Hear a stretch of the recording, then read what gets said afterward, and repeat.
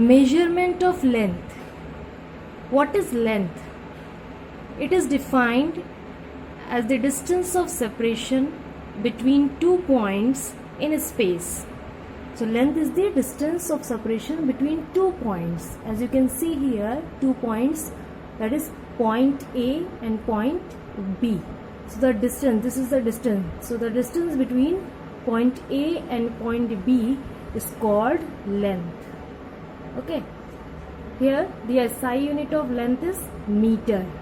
Symbol M.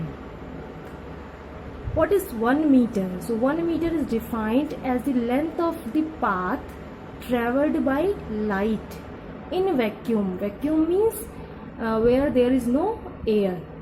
So 1 meter is defined as the length of the path traveled by light in a vacuum in a specific time interval. So in a particular time of interval, how much light traveled? Where? In vacuum. So the distance traveled by light in vacuum, how much distance traveled by light in vacuum in a particular interval of time, that is known as 1 meter.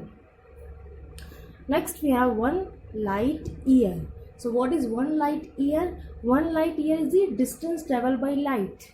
Okay, so the distance traveled by light in vacuum in 1 year.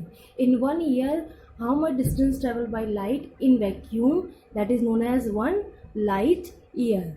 So in 1 light year, the distance traveled by light is 9.5 into 10 to the power 15 meters.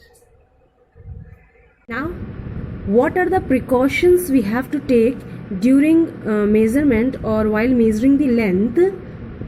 First of all, the scale should be proper. It should not be broken. Here you can see broken scale. Okay, so first of all, the scale should not be broken. In case scale is broken or the ruler is broken, so what you will do, you will shift the scale and you will keep it from proper marking. Okay, here you can see before 1 it is broken, so marking is taken from 1 and it is coming up to 12. So you will now do the subtraction for the reading, for the what is the reading is coming for this box. Okay, length of the box we have to take out. So what we will do, we will subtract 1 from 12. So here you can see it is coming 12 minus 1 is equal to 11 centimeter. Okay, in case 1 is also broken, 2 is also broken, so you will take the reading from 3. So you will take, suppose it is from 3, so what you will do, you will take the reading from 3. Here I am keeping the scale. Okay, so we will take the reading from suppose we have to take the reading from 3 or 2. So suppose I am keeping here from 2. Okay, like this you can keep it. So it is coming up to 8. Okay, so 8 minus 2. So first end, you can see first end is 2 and the second end is 8. So you will subtract 2 from 8. So 8 minus 2, it becomes 6 centimeter. Okay, first thing is that. Secondly, you have to keep always the scale should be, you have to keep the scale in straight way like this. Okay, straight. It should not be tilted like this. Okay, so you have no need to keep the scale like this. It is the wrong way. While doing the proper measurement, you have to keep the scale in a straight form. Now, next precaution is to avoid the parallax. Now, what is parallax? Parallax is actually the error which comes due to the wrong position of the eye. Okay, as you all can see in this picture, they all are taking the reading of the same mark. Okay, this mark, this point. Okay, so this boy is taking the reading from this position and she is taking the reading from this position. Both will get the incorrect reading. Okay, both will get the incorrect reading because their position, their eyes position are not correct. Means their eyes position are wrong. That's why the reading which they will get, that reading is incorrect. Okay, but in case position of the eyes are vertically, okay, if eyes position are just vertically above this mark, above this point, then the reading will be correct, as this boy is taking. Okay, he is taking the reading just above this mark, just above this point in a vertical way, so he will get the correct reading. So the precaution is that we have to avoid the parallax. So while taking the correct reading, the position of the eyes should always be correct. That means eyes are just vertically above the mark or the point, like here. Okay, he will get the correct reading and he will not get the correct reading, and she also. Now there are two methods. First is direct methods of to measure length, and second was the one is indirect methods of measure to measure length. So two ways are there. First is direct method. Generally you are using the direct method to measure any length. Commonly we are using in direct method, that is a scale. Okay, anything we have to measure, suppose we have to measure the length, so we are using the scale. Okay, for the height we are using the scale. So the first thing we are using, that is the scale we are using for measuring the length. But in case suppose you have to measure the thigh, waist or wrist, okay, this wrist you have to measure, so there you can't use the scale, so there you have to use the measuring tape. So this is measuring tape. It is a type of flexible ruler. Okay, so suppose you have to measure the wrist or collar or thigh, so here there you will use this measuring tape, because this ruler scale is not you can't take the reading from this scale. So here we will use the flexible ruler, that is the measuring tape. So you can keep like this and take the reading. Okay, so this is appropriate, or you can say it give a proper reading for your body, just like thigh, collar, wrist, etc. Next is indirect methods to measure length. So as we know that ruler or scale is a rigid body, so for to measure the length of a curved line, we can't use the scale or the ruler. So here we will use a string to measure the length. Okay, so I am taking over here the thread to measure this curved line. So you have to start from one point. Okay, here we go like this, upside, then we will come downward to the curve, then similarly we will go upward and to the end. So up to here, this much we are getting here. So now what we will do, we will take the scale and then one end we will hold it and keep it on the scale from here to up to here. So it is coming about 12 centimeter. Okay, so like this we measure the length of a curved line by using the thread or a string.